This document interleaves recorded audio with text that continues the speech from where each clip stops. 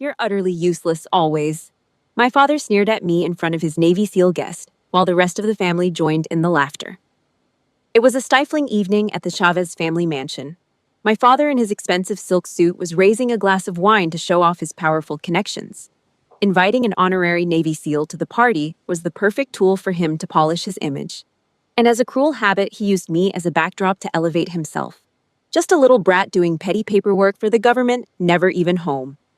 He threw me a contemptuous glance. The whole table burst into laughter. But the SEAL didn't laugh. When he heard my full name, the polite smile on his lips froze. The sun-tanned face of the weathered soldier suddenly turned deathly pale. Disregarding table etiquette, he suddenly sprang to his feet, knocking over a glass of blood-red wine onto the marble table. His calloused hands trembled, his eyes fixed on me, filled with shock and awe. Yet, you're the one we were ordered to protect during the Korengal Valley campaign. His voice was hoarse, shattering the noisy atmosphere of the room. My father's laughter died down.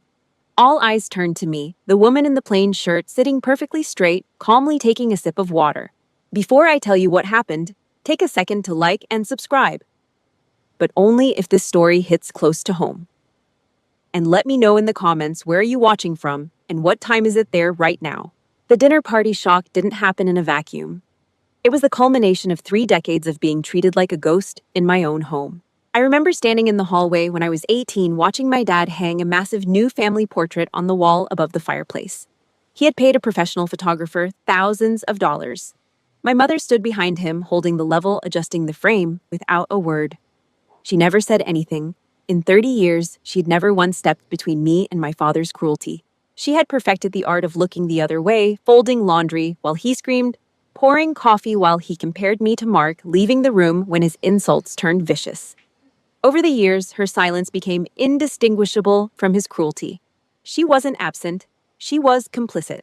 When I looked at the frame, I realized I wasn't in it. He had intentionally cropped me out of the family portrait to make more room to display the fake Businessman of the Year plaque my brother Mark had bought for himself. Not earned, bought. From one of those vanity award companies that prints your name on a gold-colored plaque for $500 and ships it in a velvet box with a certificate of absolutely nothing. Mark had paid for it with money he made running a fake real estate investment group, collecting fees from elderly neighbors for property consultations that never produced a single result. My dad adjusted his expensive silk tie, patted Mark on the shoulder, and completely ignored me standing 3 feet away. The heavy smell of his cologne filled the hallway, that suffocating overpriced musk that clung to every room he occupied, marking his territory like a predator. I stared at the wall where my face should have been. The plaque glinted under the hallway light. I had been replaced by a piece of brass and a lie. I didn't cry. Crying was a weakness my dad fed on. He collected tears the way other men collected trophies. Every time I had cried as a child, he had turned to Mark and said, "See, that's why she'll never amount to anything. Soft." So I stopped. By the time I was 12, I had taught myself to lock my jaw and swallow every emotion before it reached my eyes. I simply walked out the back door, crossed the overgrown yard, and headed toward my grandfather's small cabin at the edge of the property. The wooden porch creaked under my weight. He was sitting in his usual chair, a retired combat veteran, his lungs ruined by decades of tobacco, and his hands scarred by shrapnel from a war the family never asked him about. A half-smoked cigarette burned between his fingers. He didn't ask me what happened. He never needed to. He had watched his own son become a monster, and the guilt of it lived behind his eyes every single day. He had tried once to confront my father about how he treated me. My dad had threatened to sell the cabin and the land out from under him. After that, my grandfather stopped fighting his son and started quietly preparing me for war instead. He didn't offer empty apologies for his son's cruelty. Instead, he reached into his flannel shirt and pressed his heavy, cold military dog tags into my palm. The metal chain pooled in my hand. The tags were worn smooth from decades of wear, the stamped letters almost illegible. He closed my scarred fingers around them and held my fist in both of his hands. He told me that blood just makes you related, but loyalty makes you family. I memorized those words. I branded them into my skull the way a soldier brands a serial number into muscle memory. They became the only inheritance that ever mattered until the will.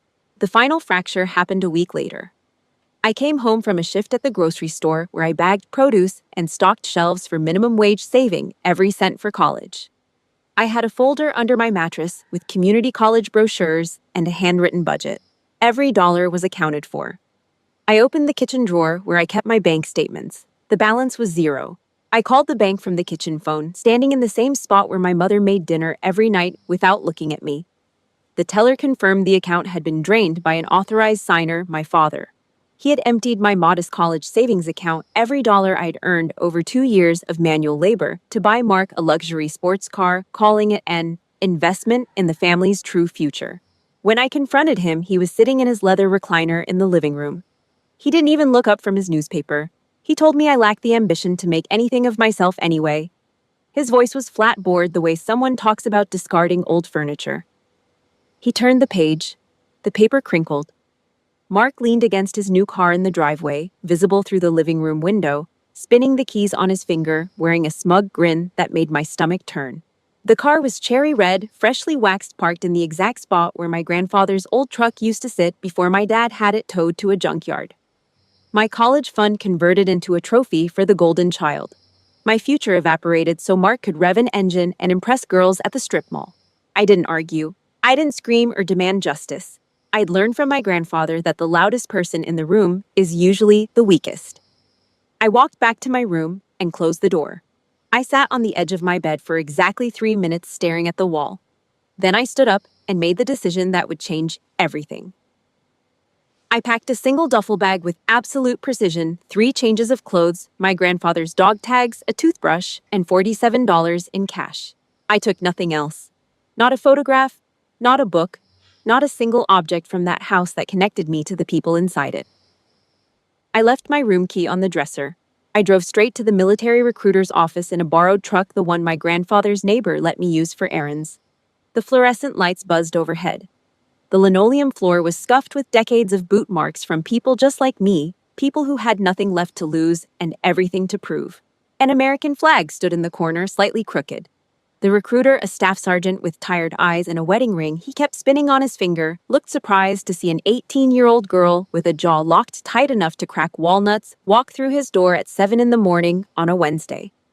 I signed my life over to the United States government without a single hesitation. I didn't call home. I didn't leave a note. I traded a mansion full of parasites for a bunk bed in a barracks, and for the first time in my life, I could finally breathe.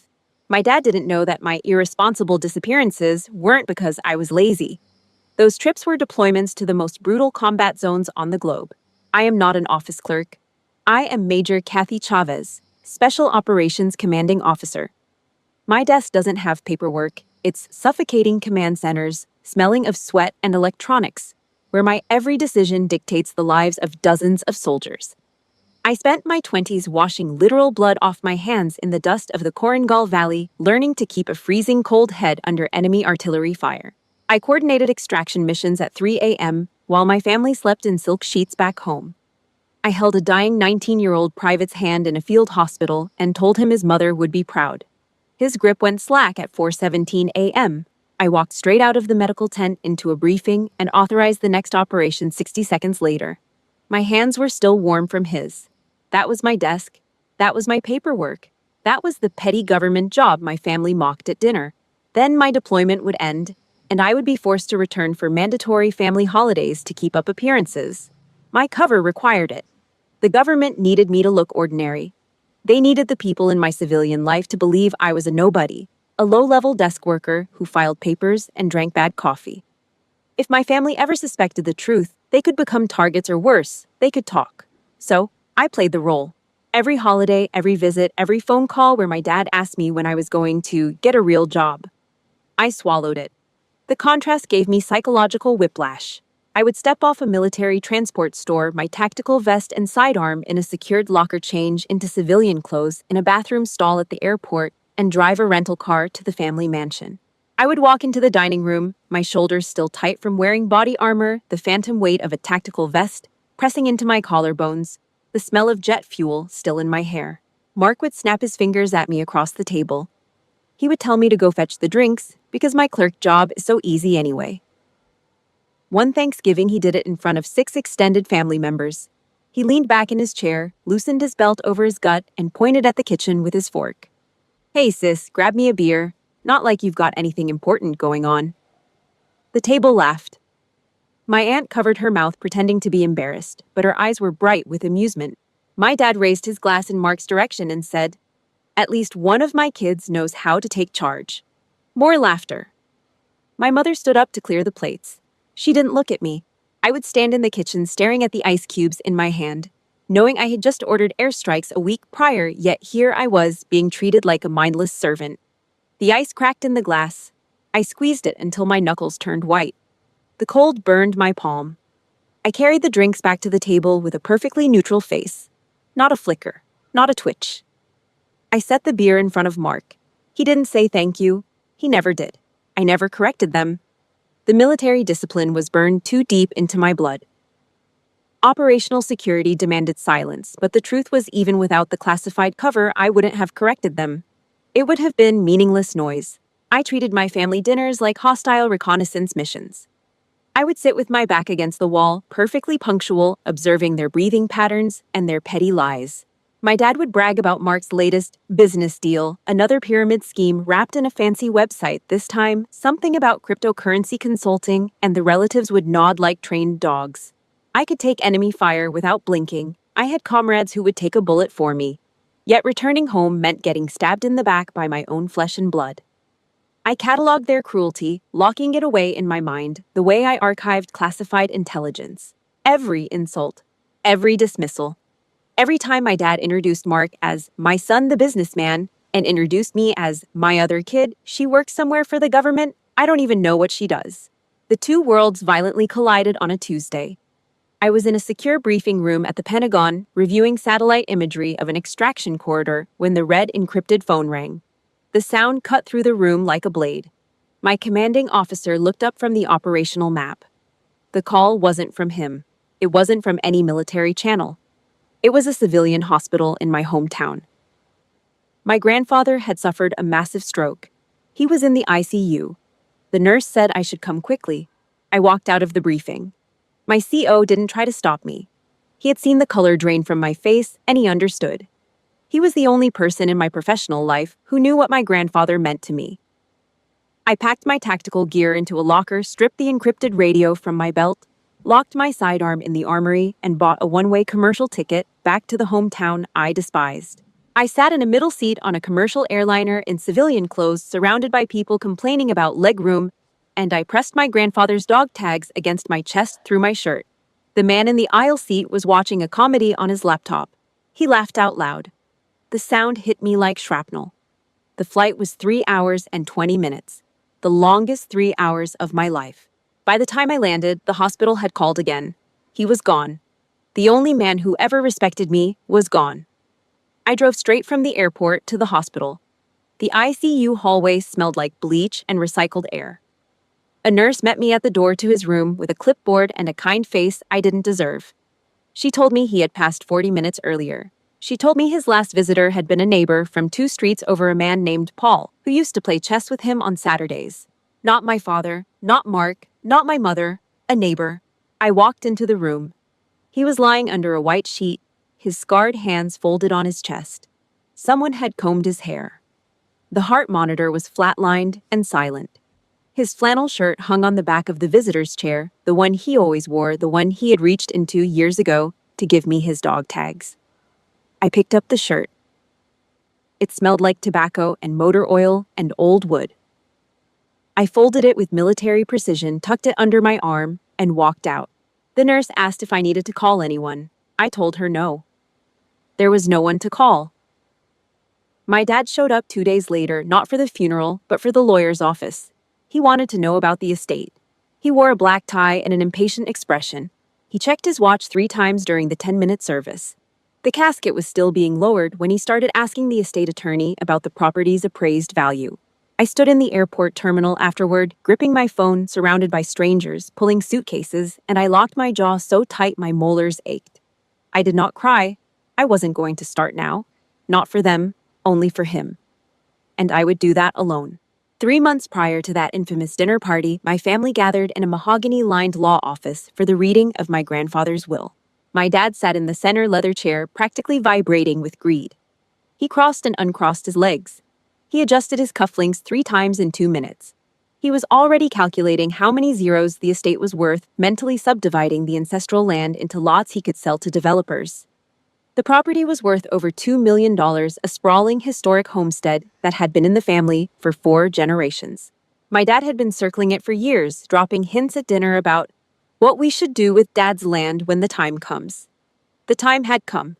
He was ready. Mark was already browsing luxury watch catalogs on his phone, his thumb scrolling past 5-figure Rolexes. He hadn't attended a single hospital visit during my grandfather's final weeks. He hadn't sent a card. He hadn't called. But he was first in the door of the lawyer's office wearing a new jacket and an expensive cologne that smelled nothing like the old man he was there to collect from. The lawyer adjusted his glasses, cleared his throat, and began reading. The first 2 pages were standard legal formalities, notarized signatures, executor designations. My dad tapped his fingers on his knee, waiting for the part about the money. Then the lawyer reached the distribution clause and dropped a bomb into the room. The entire estate, the land of the ancestral home, the cabin, and every asset attached to the property was left exclusively to me. Every acre, every brick, every plank of wood my grandfather had maintained with his own scarred hands. The lawyer read the clause twice because my dad demanded it, his fingers gripping the armrests of the leather chair until the veins in his hands bulged like cables. My grandfather had also attached a handwritten note to the will. The lawyer read it aloud, his voice careful and measured. It said, "To my granddaughter, the only soldier in a family of cowards. You earned this, they didn't." The pen strokes were shaky. He had written it in his hospital bed 3 days before he died. My dad snapped. His fake sophisticated mask peeled right off, exposing the rabid parasite underneath. He lunged out of his chair so fast the leather seat cushion slid sideways. He pointed a shaking finger inches from my face. I could feel the heat from his skin. "She is a blood-sucking leech," he screamed, his voice cracking with rage. "You're just a pathetic data entry clerk living off a starving state's salary. You manipulated your senile grandfather's mind." Spit flew from his mouth and landed on the lawyer's mahogany desk. Droplets hit the will. The lawyer flinched backward in his chair. Mark dropped his phone. It hit the carpet without a sound. I didn't flinch. I didn't blink. I simply locked my jaw and sat perfectly still, my hands resting lightly on my knees, fingers, flat palms down. In the military, we do not react to meaningless noise. We observe and assess the target. I watched his pupils dilate, watched the muscles in his jaw tighten and release in a rapid cycle, watched his hands tremble. A textbook loss of emotional control. My dad mistook the dead calm composure of a combat officer for the weakness of a failure. He always had. He paced the room like a caged animal, glaring at me with a hatred so pure it practically burned the air between us. His shoes squeaked on the polished floor. The lawyer gripped his pen and stared at his own desk, terrified that my father would destroy his office. He stopped pacing, slamming both hands down on the lawyer's desk. A coffee mug rattled and slid 2 inches. A pen rolled off the edge and clattered on the floor. He declared he was taking me to court. He swore to strip me of every dime, to publicly humiliate me, and to drag my name through the mud until I begged for mercy on my knees. He said he would prove I was an unfit inheritor. He said he would get a judge to declare the will fraudulent. He said he would bury me. His voice filled the entire office. The receptionist outside the closed door stopped typing. I looked at his red, sweating face. I looked at the spittle on his chin. I looked at the veins pulsing in his temples. I stood up smoothly, buttoned my jacket with one hand, and walked out the door without uttering a single syllable. I heard him screaming behind me as I crossed the parking lot. The glass door muffled his voice into a dull, meaningless noise, the same way a bunker wall absorbs incoming fire. I got into my car, started the engine, and sat for exactly 30 seconds in the driver's seat, gripping the steering wheel until my hands ached. Then I released, exhaled, drove away. The operation had entered its next phase. My dad moved fast. He hired a flashy, expensive civil litigator who smelled like cheap ambition and wore shoes that cost more than his integrity. The lawyer had a reputation for aggressive courtroom theatrics and zero interest in the truth. A week later, a process server showed up at my apartment door. He was a bored kid in a wrinkled polo shirt. He handed me a thick stack of legal documents and asked me to sign for receipt. The paper hit the table with a heavy thud. My dad wasn't just suing for the estate. He had filed a motion to subpoena my complete employment and financial records. Every tax return, every pay stub, every employer on file. He wanted to drag my pathetic clerk's salary into the public record to prove I was destitute, desperate, and manipulative enough to coerce a dying man into rewriting his will. He wanted to parade my poverty in front of a judge. He wanted the court to see that a minimum wage government drone had no business inheriting a $2 million estate. His entire legal strategy hinged on the premise that I was a nobody. He had no idea that premise was a loaded gun pointed directly at his own head.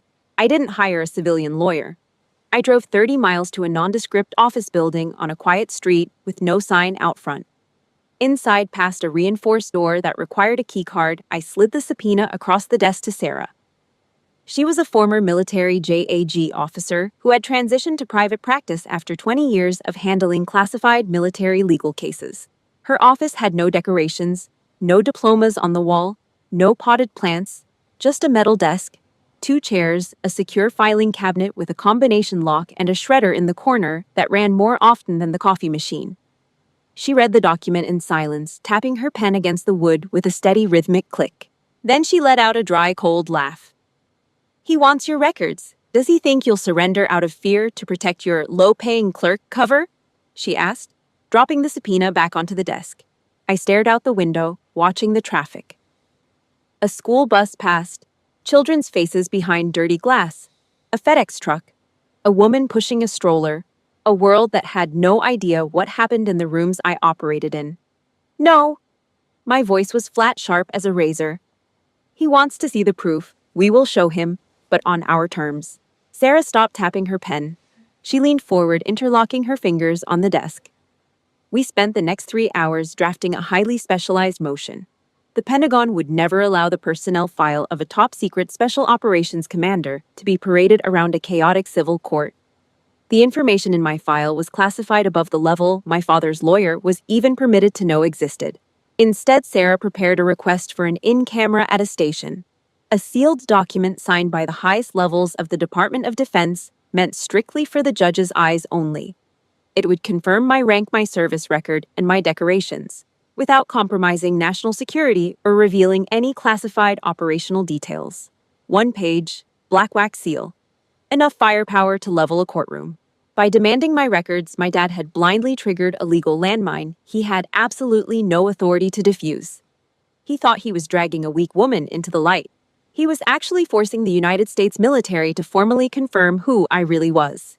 He was asking a judge to look at exactly the kind of proof that would destroy his entire case. Sarah tapped her pen twice on the desk and looked at me across the metal surface. "Your father has no idea what in camera means," she said. "He thinks this is a regular civil dispute over an old man's house. He doesn't know he just poked the Department of Defense."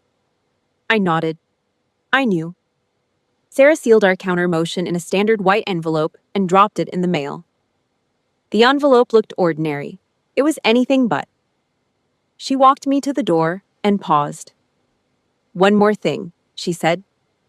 "When this document hits the judge's bench, your cover is effectively compromised for that courtroom.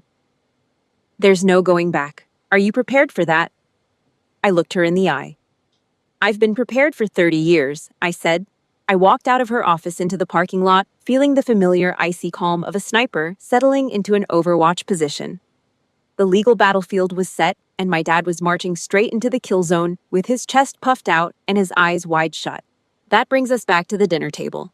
When the Navy SEAL stood at attention and stuttered his realization of who I truly was, the entire family plunged into a suffocating dead silence. The spilled red wine dripped steadily off the marble table, hitting the expensive rug with a soft, rhythmic tick-tick-tick. Every face around that table was frozen. Forks hung in midair. My aunt's mouth was open, a piece of steak still sitting on her tongue. Mark's hand was still wrapped around his wine glass, the knuckles bloodless. A cousin's napkin floated to the floor. Nobody moved. I had come to this dinner as a final courtesy, hoping against every piece of tactical judgment I possessed that my dad would drop the lawsuit before he destroyed himself. I had given him one last chance to retreat, one final off-ramp. Sarah had advised against it. She told me that narcissists don't retreat, they reload. She was right. But I went anyway. I owed it to my grandfather's memory to try one last time to resolve this without the full weight of the federal government crashing through my father's ceiling. The seal's accidental detonation of my identity was never part of the plan.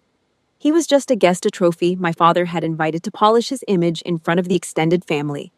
A real military hero at his table, proof that important people liked him.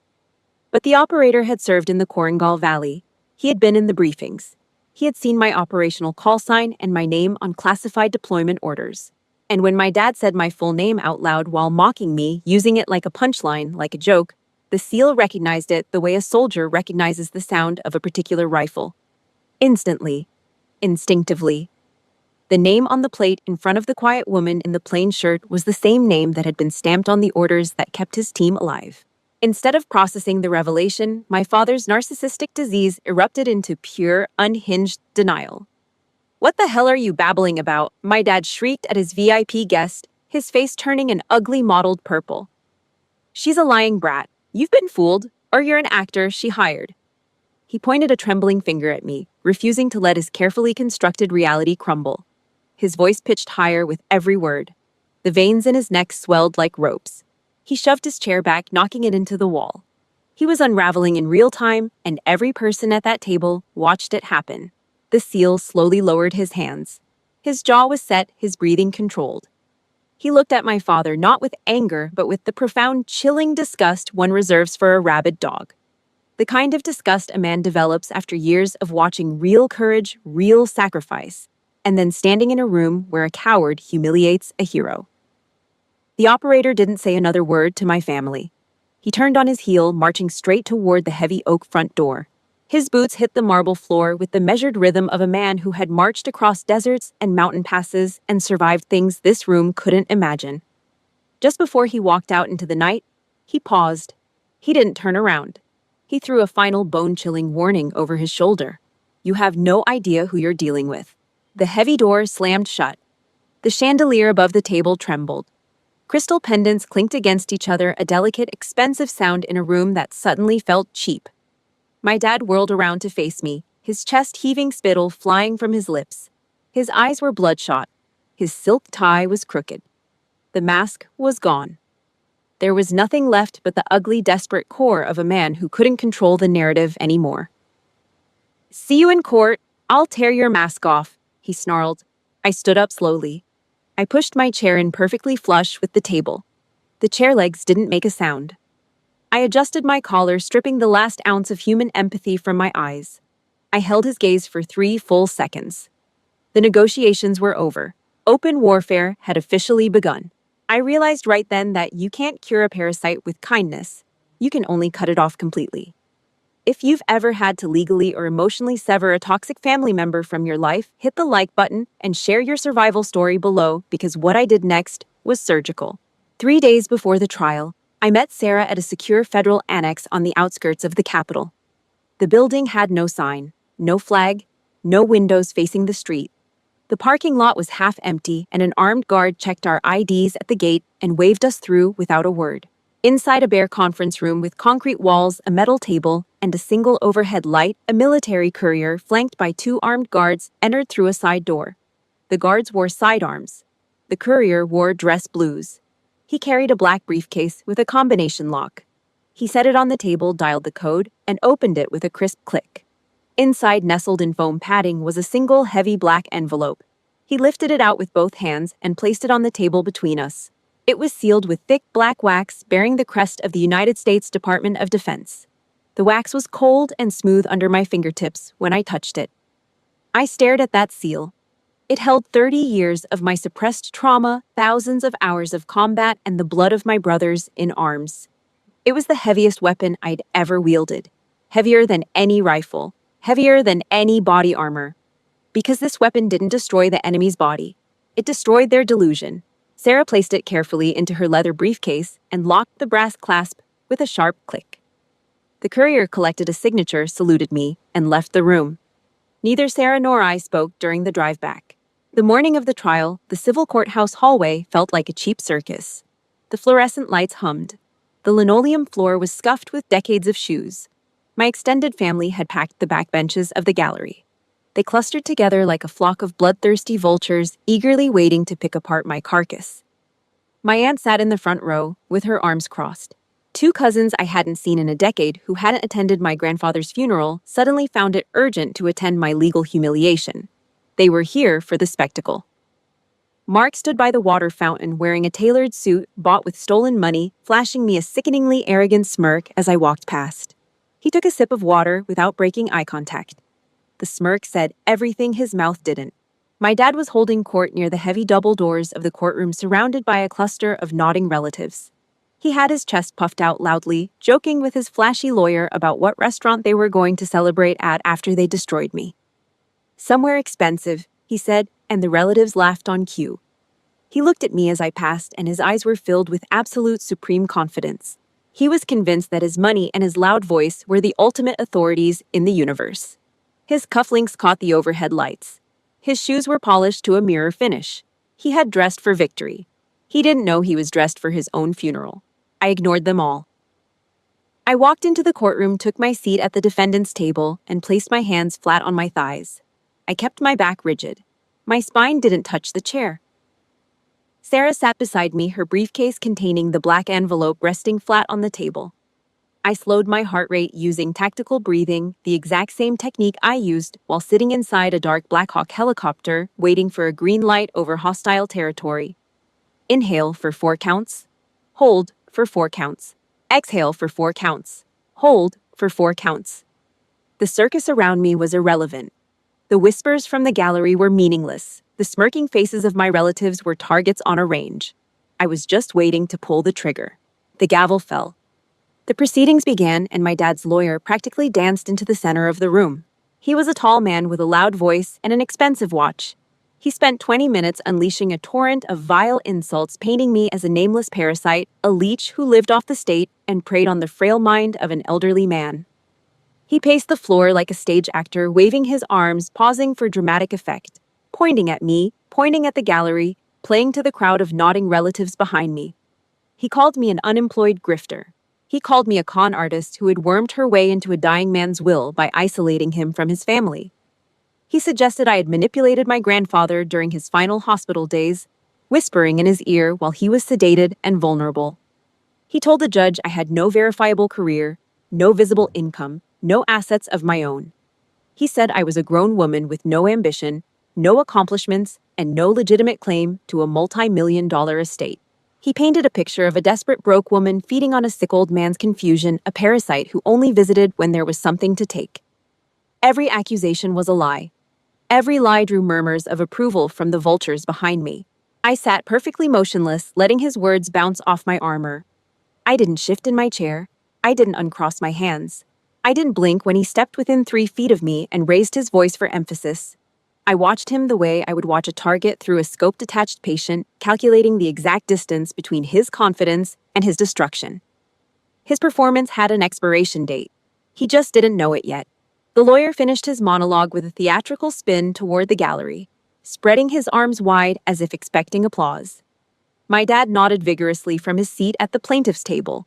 His arms folded across his puffed-out chest, his chin lifted. Mark leaned forward, elbows on knees, grinning. The relatives buzzed with whispered approval. This was their show. This was the moment they had all come to see. The broke clerk exposed and humiliated. Then Sarah stood up. The room shifted. Sarah didn't raise her voice. She didn't wave her arms.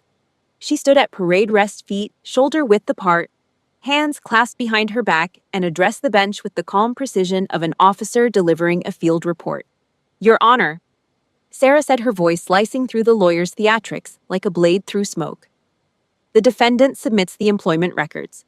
However, for national security reasons, this document is sealed by the Department of Defense and is for the judge's eyes only." The buzzing stopped. The gallery went quiet. The word defense hung in the air like a grenade with the pin pulled. The bailiff walked forward, carrying the heavy black wax envelope on a silver tray. The courtroom fell into a confused murmur.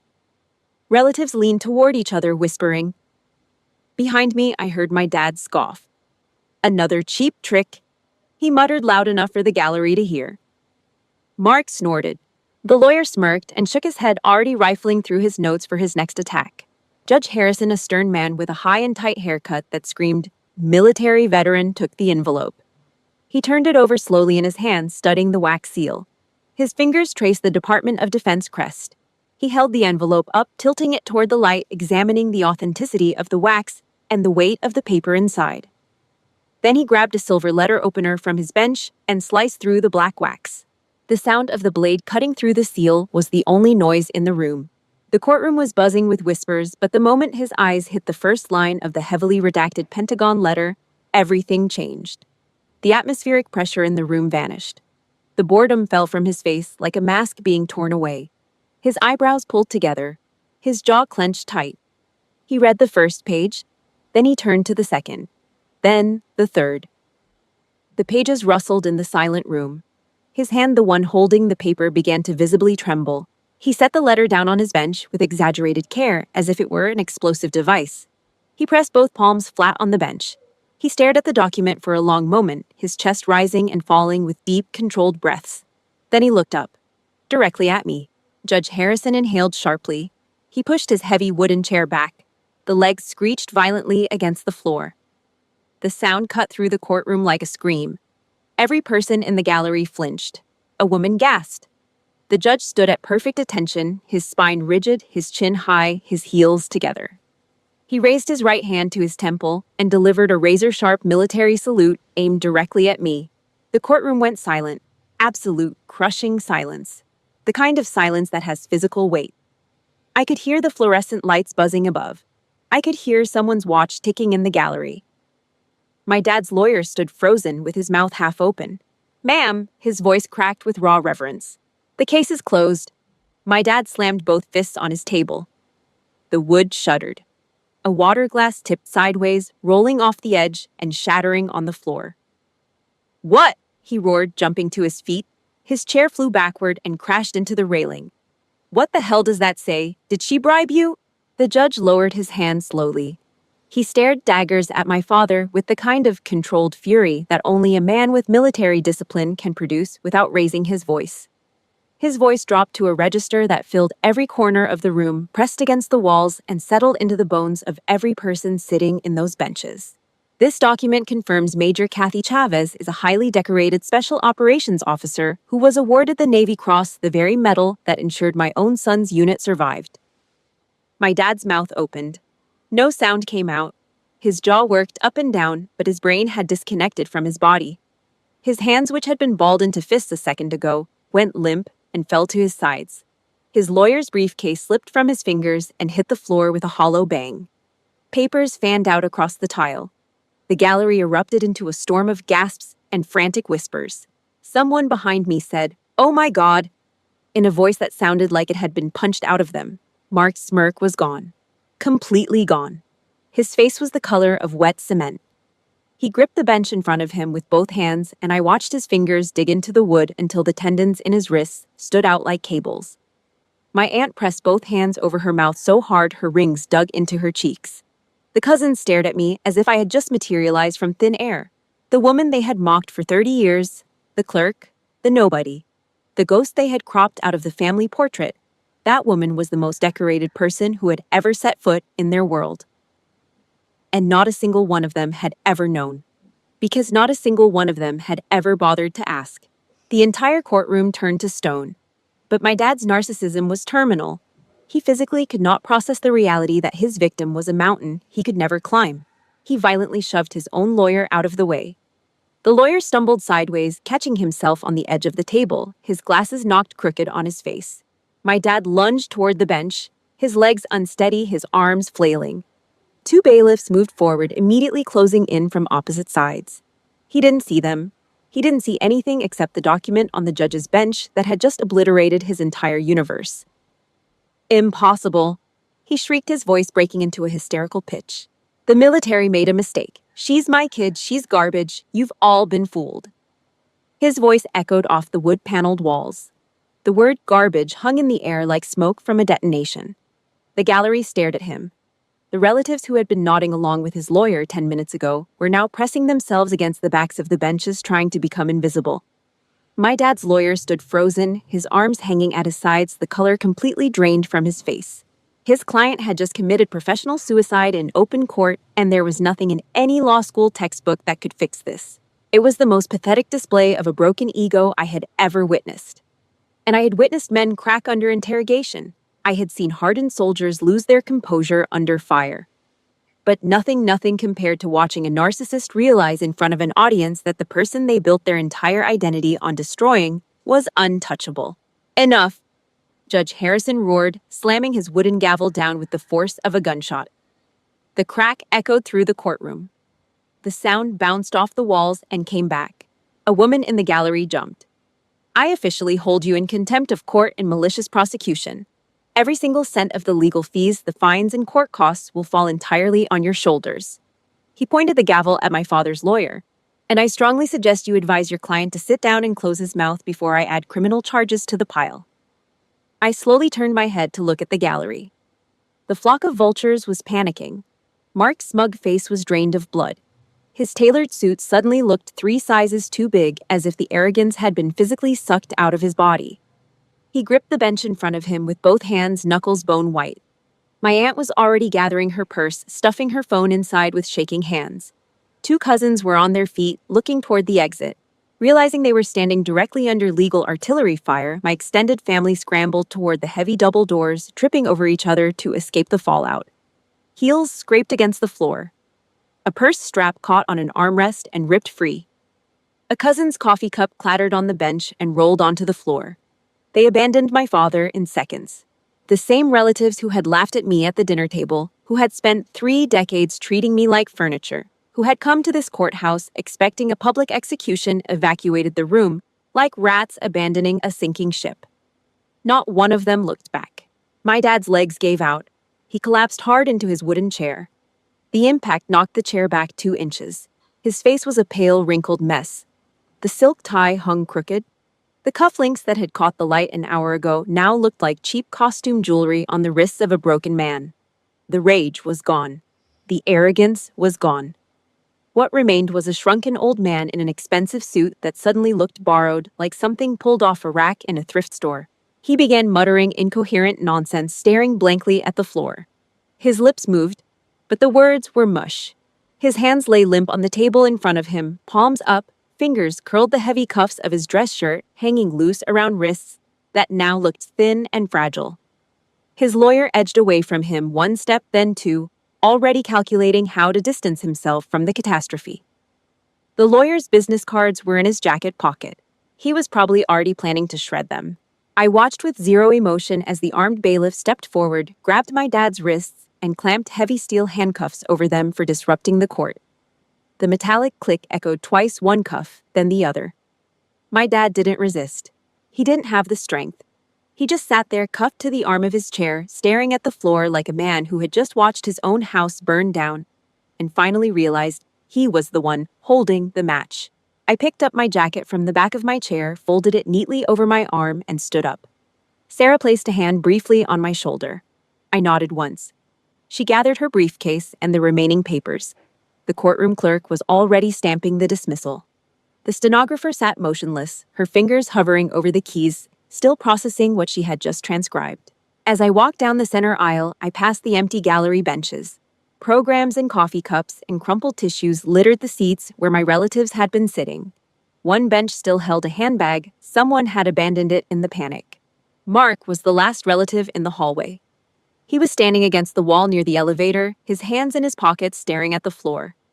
When I walked past him, he didn't look up. He didn't speak. His jaw was clenched so tight I could see the muscles jumping in his cheek. He looked small. He looked exactly like what he was, a man who had built his entire identity on borrowed money and a father's favoritism, and both had just been repossessed. I pushed through the heavy double doors and walked out into the sunlight. The courthouse steps were warm under my shoes. I stopped on the bottom step, tilted my face toward the sky, and took 1 long, slow breath. Not a breath of relief, not a breath of triumph, just a breath. The first breath I had taken in 30 years that wasn't weighed down by the expectations of people who never deserved my loyalty. Exactly 1 year later, the dust had permanently settled. I sat on the freshly painted porch of the ancestral home my grandfather left me. The white wood gleamed. It was my fortress now. I had spent 6 months rebuilding it with my own hands and a crew of 3 veterans I had served with overseas. We gutted every room my father had ever used for his performances.